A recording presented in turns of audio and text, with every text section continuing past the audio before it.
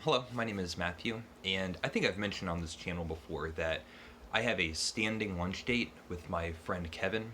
Every Wednesday I take a long lunch, and Kevin and I get together and we just chat and tell stories and catch up. And we've been doing this for almost 9 years now. And over the course of 9 years, I believe we probably have only missed maybe 20 lunches in that time.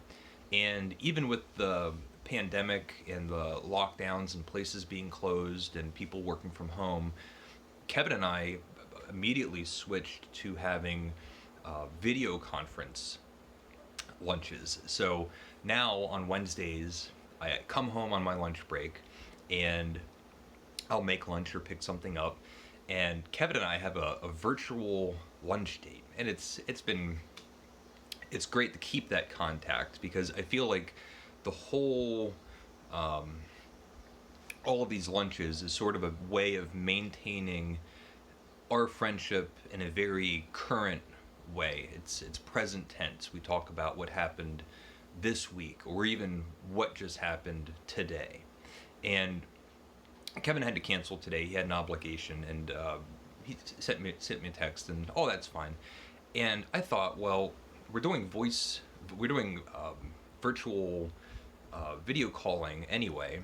I have a little channel where I post things, so I'm making this video now for you, Kevin, and you can watch this at your leisure. I'm just going to tell you one or two stories of things that are going on for me recently. And I'll tell you, this morning, so I work at a lumber yard and I have a lot of roles there, but one of the things that I do is inventory management. So my boss comes to me in the morning and he said that we made a new batch of German siding, and this is something that we make in-house in our mill. And German siding it's sort of like Dutch lap vinyl siding, but this is an old style, so it's made out of wood. We make it out of southern yellow pine or North Carolina yellow pine, and we take it out of our stock and then we run it through the mill through their profile grinder thing, and it creates a profile on the board that sort of has like a clamshell. There's a thick side and a thin side. And so my boss came in and said, here are the counts. This is what we took out of stock. We've made the German siding. This is what we need to put back into stock. And anytime this happens, it's always a really good time to go out and do a physical count to see what we have. So I make all the corrections in the computer, but then I go out with a pen and paper to do all of my counts. Now, while I'm out there, there's another yard guy, and he's actually putting away the German siding. So while I'm counting on one side, he's over putting it away. And I do my counts and I go over, and Kevin, I don't think I've told you about this guy before. There's not too many stories about him, but he's an older guy. He hasn't aged well. I think he's in his mid-60s. He's aged badly. He's overweight, he smokes and drinks, and he has a bad diet. He eats a lot of candy and sodas. He has diabetes, and he's still drinking Mountain Dews and eating Snickers. And if you saw him on a forklift, you would just think he's dead. Rough shape. So he's over there putting away this German siding, and it's a lot.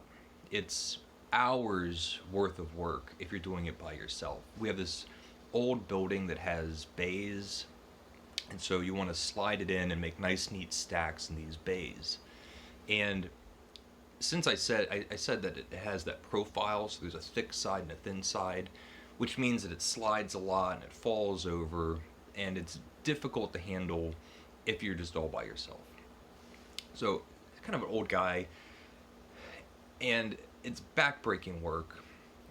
Anytime I see this, I like to offer to help. And I go over and I say, hey, like, do you want help putting this stuff away? And he goes, yeah, that'd be great. And I tell him, I'll crawl through this bay. It's like going down a rabbit hole. I said, I'll crawl down to the other end. That way, when you slide it in, I can hold it and we can make sure we have nice, clean stacks. So we do this for an hour, and we're talking while we're doing this. And he's thanking me and saying it's so much easier, it's so much quicker when you have two people doing it. You really should always have two people there, but anyway. After about an hour, he says that he wants to take a break. So I crawl out of this bin, and he wants to go and have a cigarette and have a soda and have a candy bar, and I still have my paperwork from when I came out of the office. I go into the office to put my things down, maybe get a glass of water or bottled water, and my plan was to come right back out. Well, I get caught up, someone else grabs me, there's a problem, we have to go over something, and instead of being in the office for 5 minutes, I'm now in the office for 30 minutes. But I know Pete's out there, and I told him I'd be right back out, so kind of as quickly as I can, I gather myself and go out, and I walk around the corner, and there's the forklift, and there's all this stuff we still have to put away, and Pete, I shouldn't say his name, this guy is not there. He's not there. So I go over and think, I'll just keep putting this stuff away until he comes over. Well, he surprises me. He's in the hole. He went down in the hole and just sat there and waited for me to come back. I had been gone for 30 minutes. And so I go, what are you doing back there? And he goes, I just thought I'd come back and sit and wait for you. So we were putting all the material away. And the more we slide in, the more I'm sliding in, the smaller the space is for him, for this guy, to get back out. I know you just read recently the cast of Amontillado, I think that's how you say it, the Poe story about the guy that goes back and gets entombed by the person he was going back there with. And it kind of felt like that. The stacks are getting higher. Finally, we finish, and he's just in this pickle because he basically can't get back out. It reminded me of the Winnie the Pooh story. Pooh goes down the rabbit hole to visit his friend and eats too much honey. Now he's fat and he can't get back out of the out of Rabbit's hole. And yeah, so that's just that's a work story. I'll end it there because I didn't think this was going to be that long. But I'll have to decide if I even post this thing on YouTube. Leave a comment if you'd like.